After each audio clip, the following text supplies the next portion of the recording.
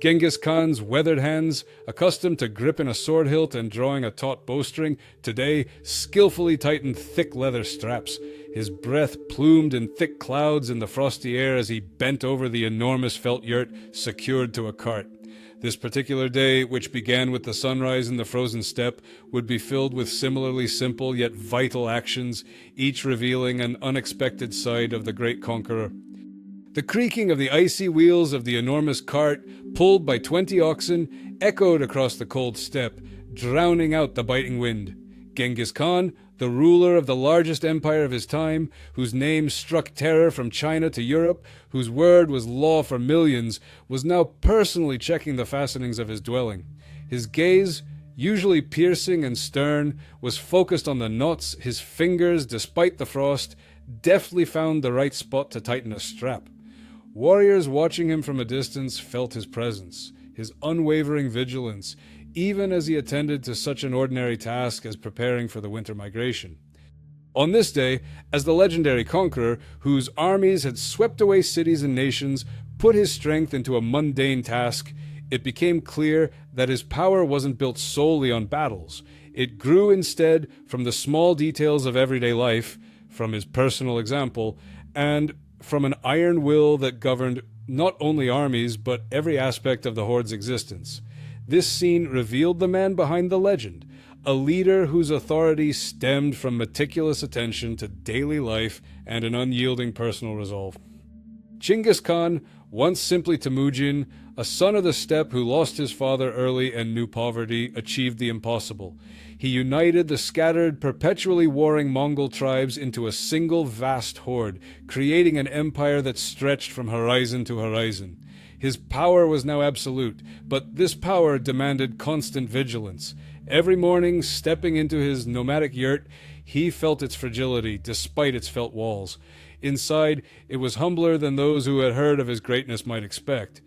The yurt's felt-covered walls barely let in any light, and in the center, on a low table, lay a map of the steppe, drawn on raw hide, marking pastures and routes. The air was thick with the smell of dung smoke mixed with the aroma of boiled meat, a scent that permeated everything. This day promised no easy journey. The winter migration, always fraught with peril, had already begun, and the horde was slowly moving towards the southern pastures. But this movement was now under threat. He was troubled by the thought of several interclan disputes that had flared up the day before. These ancient feuds, it seemed, would never fully subside, and now they threatened the fragile unity he had forged with such effort and ruthlessness.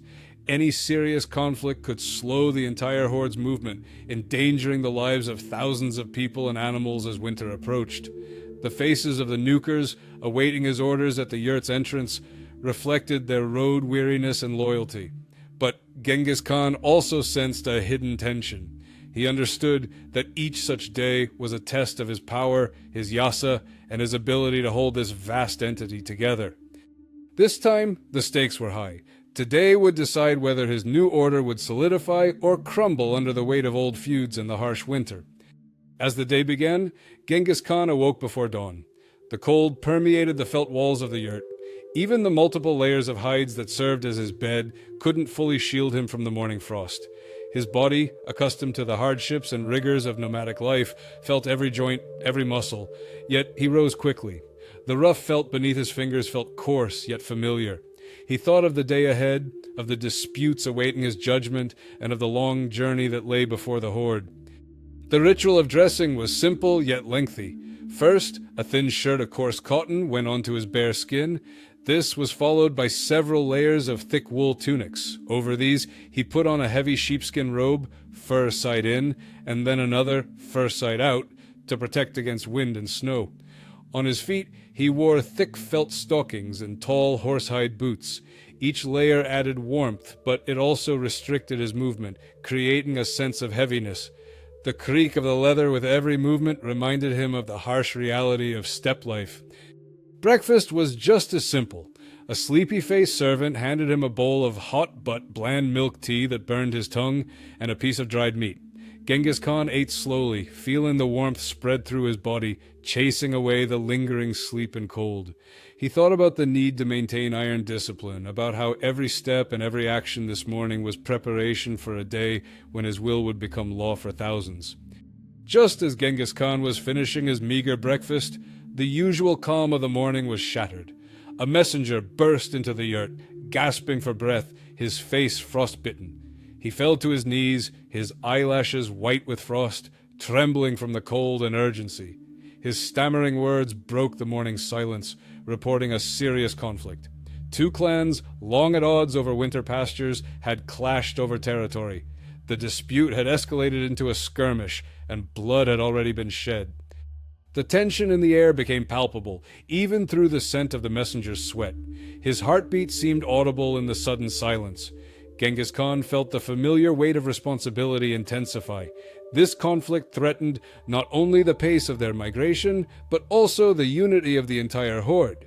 During a winter migration, any delay or breakdown of order could spell disaster, resulting in famine and the loss of thousands of lives, both human and animal. Genghis Khan understood he had to intervene immediately to prevent a full-scale massacre. His mind raced, assessing the situation and weighing the potential consequences. Now, his challenge wasn't just to settle the dispute, but to prove that his new order, his Yassa, was more powerful than ancient customs and blood feuds.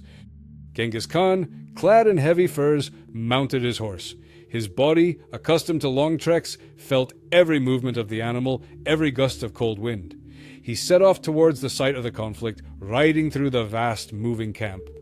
Thousands of yurts, animals, and people slowly made their way across the snow-covered steppe, forming an endless line of carts and riders that stretched to the horizon. The smell of animals, smoke from hearths, and dust raised by hooves hung in the air. The creak of runners on the frozen ground was a constant backdrop to this movement. The faces of the people he encountered were full of weariness and hope, but no one dared to meet the Khan's gaze.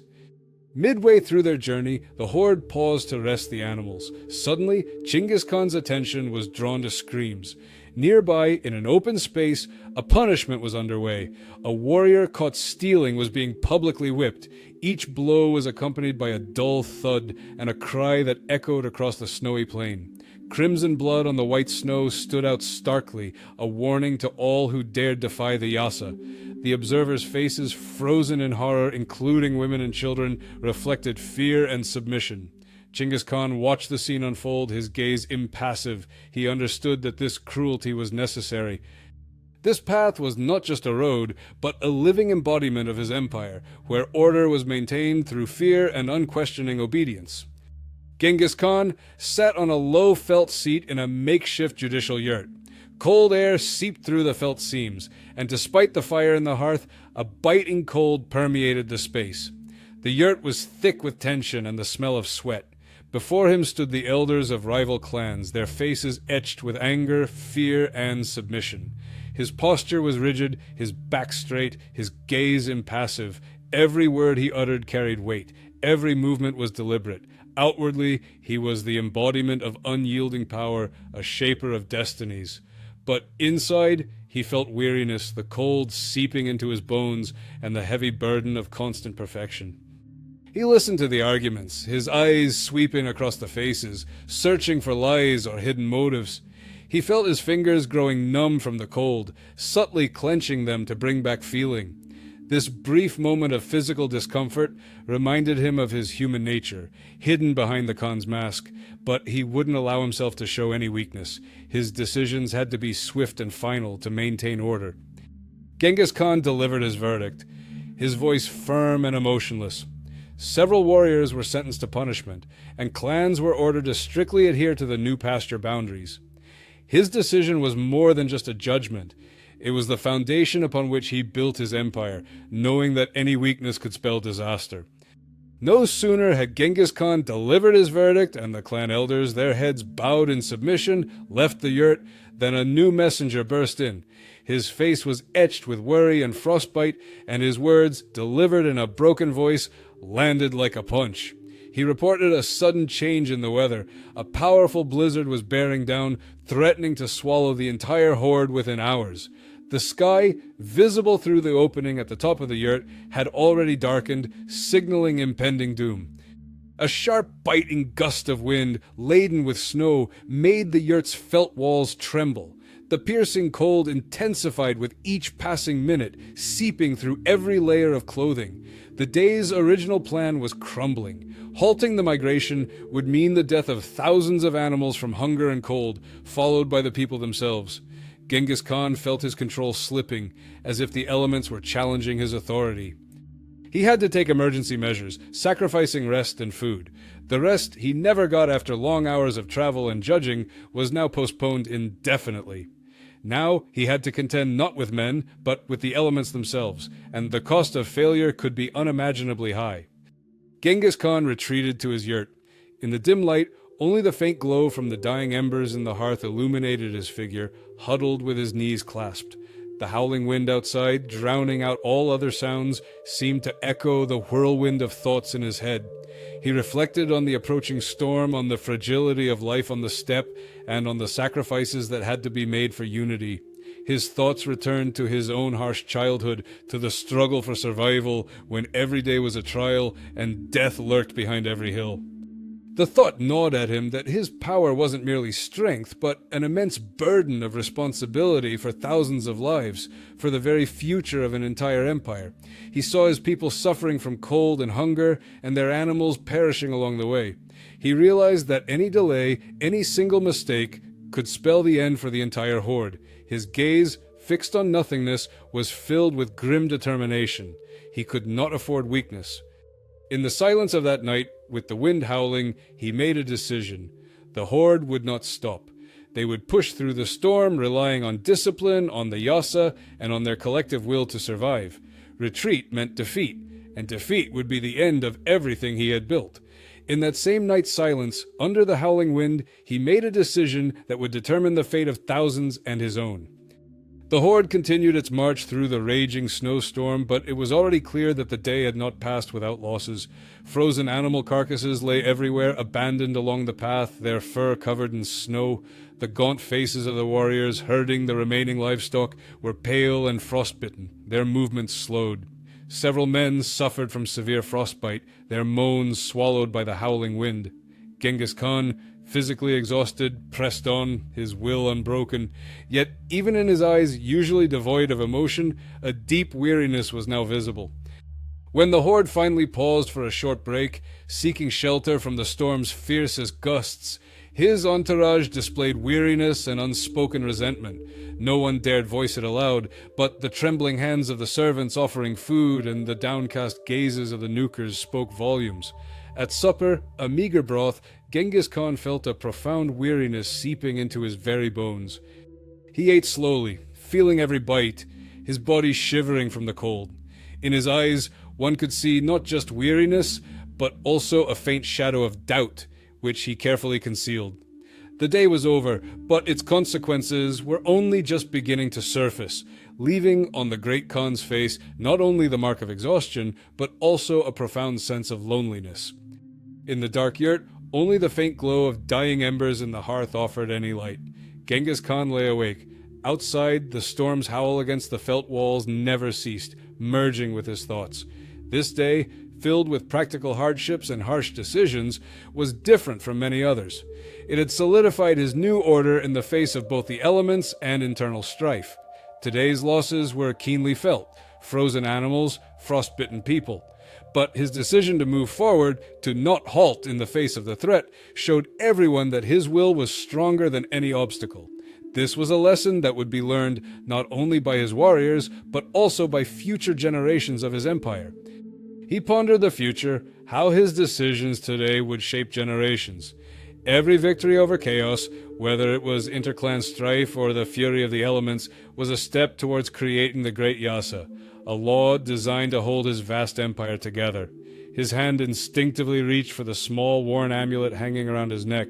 It was a simple object, a reminder of his humble beginnings, of the days when he was just one among many, fighting for survival in the vast steppe. Now he was Khan, and the burden of his power was heavy but necessary. Outside the yurt, in the snow-covered distance, lay lands yet to be conquered, peoples yet to know his name. This day was just one step in forging an empire that would change the world. In this cold night, beneath the cover of the storm, Genghis Khan, the man from the steppe, was forging not only the destiny of his horde, but the future of an entire world, leaving behind him a trail of iron and blood, but also an order that would reshape history.